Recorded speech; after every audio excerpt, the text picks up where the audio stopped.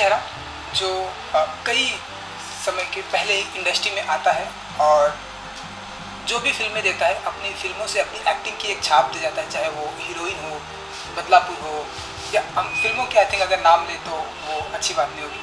तो और आज जिस मुकाम पे एक चेहरे करके एक जो फिल्म आ रही और आज जिस मुकाम पे दिव्या दत्ता आज पहुंची, क्या कुछ फील करती हैं अपने आप से और जब अपने चेहरे को मिरर पर देखती हैं? बहुत अच्छा सवाल आपने पूछा।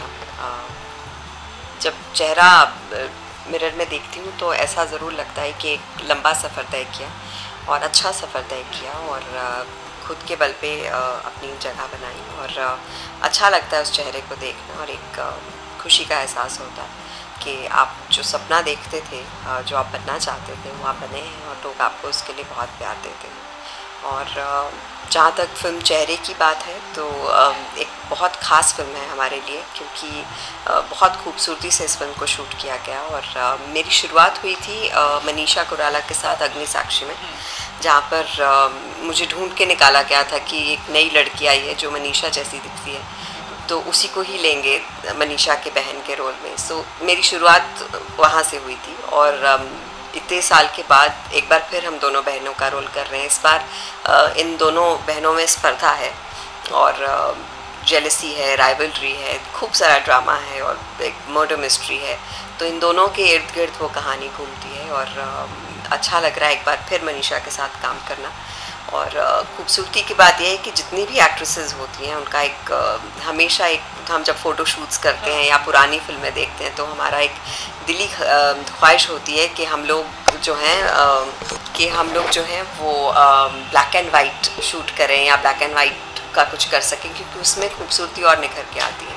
तो नॉर्मली ऐसी फिल्में शूट नहीं होती, तो ये एक बहुत रेयर फिल्म है जो ब्लैक एंड वाइट इरा से कलर में आती है और आई एम लकी कि ऐसी फिल्म का हिस्सा बनने का मौका मिला। और साथ में जैकी हैं, ऋषिता हैं, गुलशन हैं और बहुत मज़ा आया। लंदन में हमने शूट किया है कैसल में, तो एक बिल्कुल ओल्ड वर्ल्ड चार्म था इस फिल्म का और सब बहुत खूबसूरत लग रहे हैं। उस ज़माने का makeup, black and white costumes, हवेलियाँ और बिल्कुल नदी के पार एक बहुत सुंदर सी जगह। सो आई एम श्योर लोगों को अच्छा लगेगा। जी बिल्कुल। और इत्तेफाक की बात यह है कि मनीषा जी अब अगर इंडस्ट्री में कम बैक भी कर रही हैं तो वो आपके साथ, आपकी फिल्मों के साथ एक बार फिर, तो क्या फील करती हैं आप एज एन एक्टर? मुझे मनीषा हमेशा बहुत ही प्यारी अदाकारा तो है ही, बहुत अजीज़ दोस्त भी हैं और मुझे लगता है वो एक फ़ाइटर हैं और बहुत बहादुर हैं और ज़िंदगी का ज़ोर शोर से सामना करती हैं और मुझे अच्छा लग रहा है कि इस फिल्म से वो एक बार फिर पर्दे पर हमारे साथ नज़र आएंगी और wishing her all the very best and many many more films to come. Divya ji, हम आपकी बात करेंगे। जब भी आपकी कोई फिल्म आती है एक हर जगह ये तारीफ़ होती है कि दिव्या जी ने मतलब कि क्या बेहतरीन एक्टिंग अदाकारा की है उस फिल्म में, चाहे कोई भी फिल्म हम आप देख लें। तो जब इस तरह से लोग अप्रिसिएट करते हैं तो एज एन एक्टर क्या कुछ फील होता है आपने कि हाँ कुछ मेहनत किया है, मेहनत रंग लाई है, ऐसा कुछ?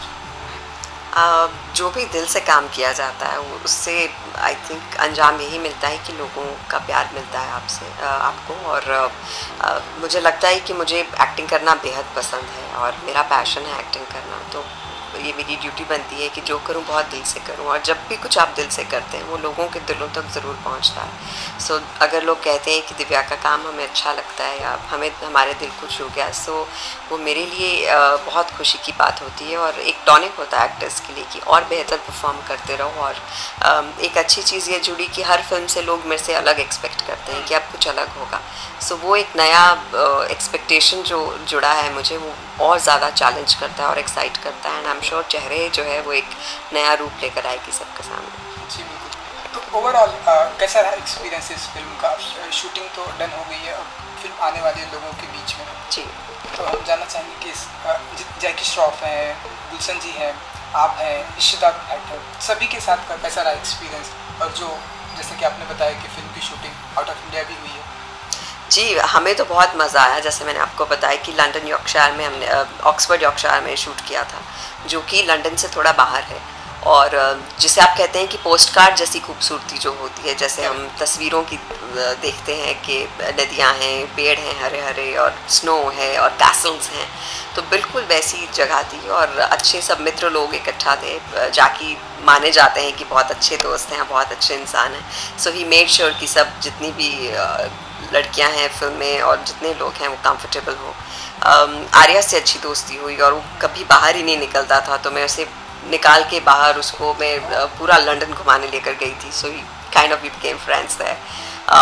And Manisha of course has been a very dear friend. और कुछ बड़े हमारे जो हैं राइवलरी वाले सीन्स हैं, ड्रामेटिक सीन्स हैं फिल्म में, और उन्हें निभाते हुए बहुत मज़ा आया। और बहुत ज़्यादा ठंड थी वहाँ पर, so it was great to look beautiful in that cold. And yeah so it's been a beautiful experience. और मुझे खुशी हो रही है कि ये फिल्म अब रिलीज़ हो रही है और लोगों ने जो इसे मॉडर्न डे क्लासिक का नाम दिया है। So I am really happy and I hope कि जिस प्यार से हमने शूट किया है उसी प्यार से लोग इसे एक्सेप्ट करें। जी बिल्कुल बिल्कुल। हाँ दिव्या जी, अगर बात करूँ, मैंने जैकी जी से बात की थी, गुलशन जी से बात की, सबका जैसे, और आपसे मैंने बात की, मनीषा जी से बात की, सभी का अपना अपना अलग अलग किरदार है और सभी का अपना अपना डिफरेंट स्टोरी है। तो कुछ ऐसा नहीं कि ऑडियंस थोड़ा सा कंफ्यूज होगी इस फिल्म को लेके? बिकॉज गुलशन जी कहते हैं कि मेरी फिल्म जो है, मेरा जो किरदार एक रोमांटिक है, मनीषा जी है, तो कुछ ऑडियंस कुछ ये एक, जैसे मैंने आपको कहा कि ड्रामा है, मिस्ट्री है। हाँ। और हर एक जो किरदार है वो किसी के साथ जुड़ा हुआ है। ऐसा नहीं है कि एक सिंपल लव स्टोरी है जहाँ जैकी और मनीषा का अफेयर है या मेरा या जैकी का अफेयर है। यहाँ हर कोई हर एक से किसी ना किसी तरह से जुड़ा हुआ है। एक से टूटता है तो दूसरे के साथ जुड़ा हुआ है। सो उस कहानी में एक मर्डर मिस्ट्री बन जाती है।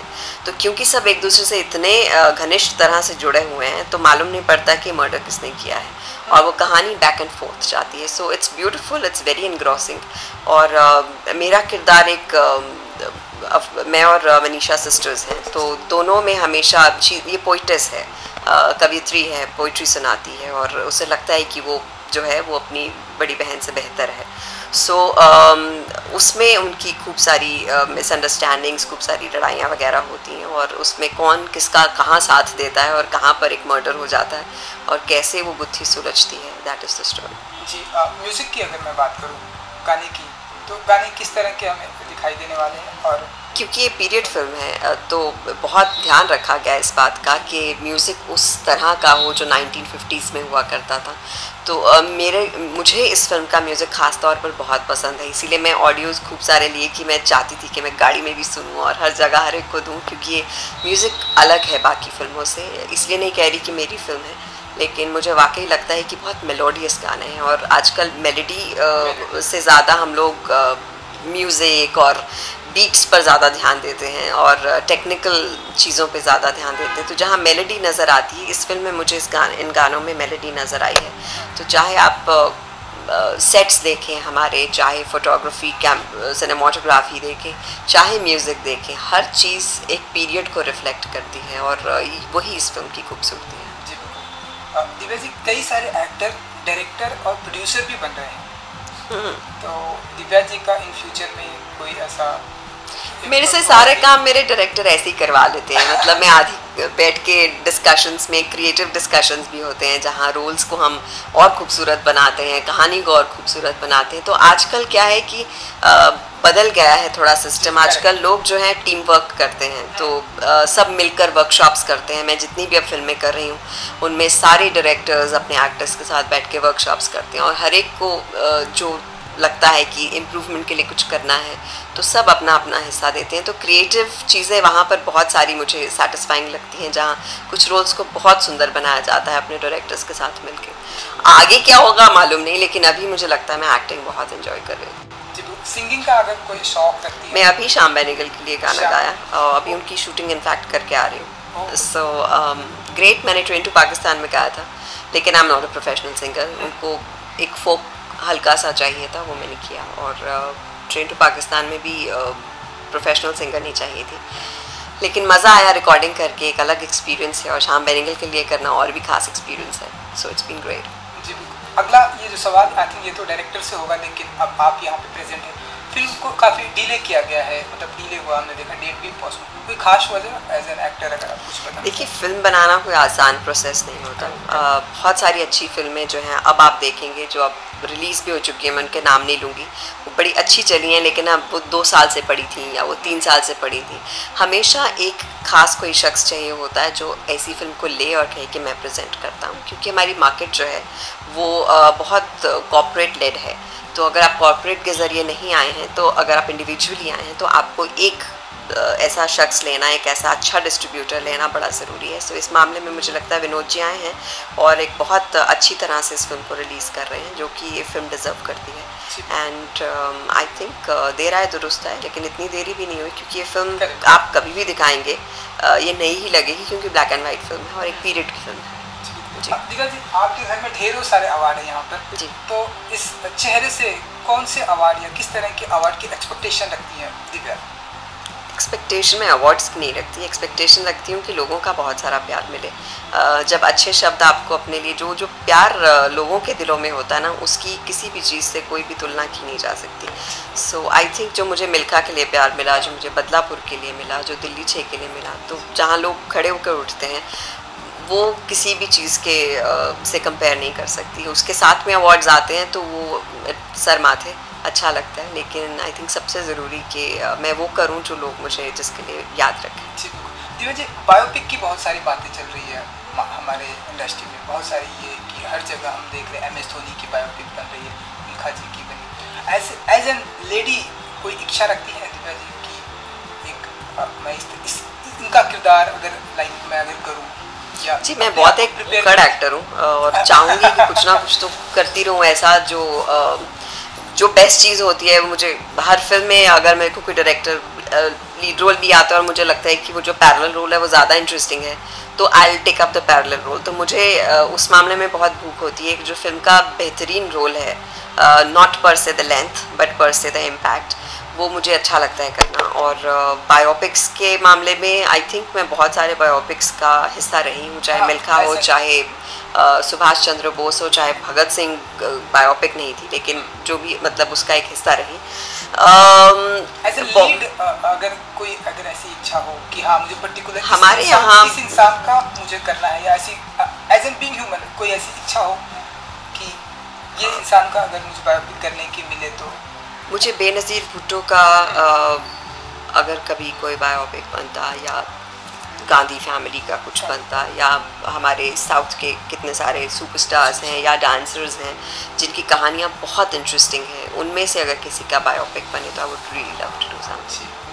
चलिए, जो अगली आपकी फिल्म चल रही है, आप शूटिंग से यहाँ आई हुई है, श्याम बेनेगल जी की, जहाँ तक मेरा नॉलेज है पंजाबी फिल्म है ये कुछ। It's about Punjab, history of Punjab. तो कुछ बताना चाहेंगे कैसा रहा एक्सपीरियंस, आज का कैसा शूट था और क्या कुछ किरदार? मुझे स्कूल याद आ गया ये फिल्म शूट करते हैं, क्योंकि मुझे बहुत सारी लंबी लंबी लाइनें याद करनी थी और मेरे लिए टेलीप्रॉम्प्टर खास रखा गया था, लेकिन श्याम बाबू जो हैं वो चाहते हैं कि एक्टर थोड़ी ज़्यादा मेहनत करें, तो उन्होंने टेलीप्रॉम्प्टर हटवा दिया। तो पूरा दिन मेरा आज लंबी लंबी लाइनें याद करने में क्या, और पसीने भी आ रहे थे और घबराहट भी हो रही थी, लेकिन वो जब अच्छा हो गया और जब सब तालियां बजाईं तो बहुत अच्छा लगा कि एग्ज़ाम पास हुआ, and so that was great. और श्याम बाबू हमेशा बहुत ख़ास मतलब मेरे लिए रहे हैं हमेशा, और मैं लकी हूँ कि उनकी 4 फिल्मों का हिस्सा हूँ, और जब भी कुछ बनाते हैं तो I am on the top of the list, that feels really nice.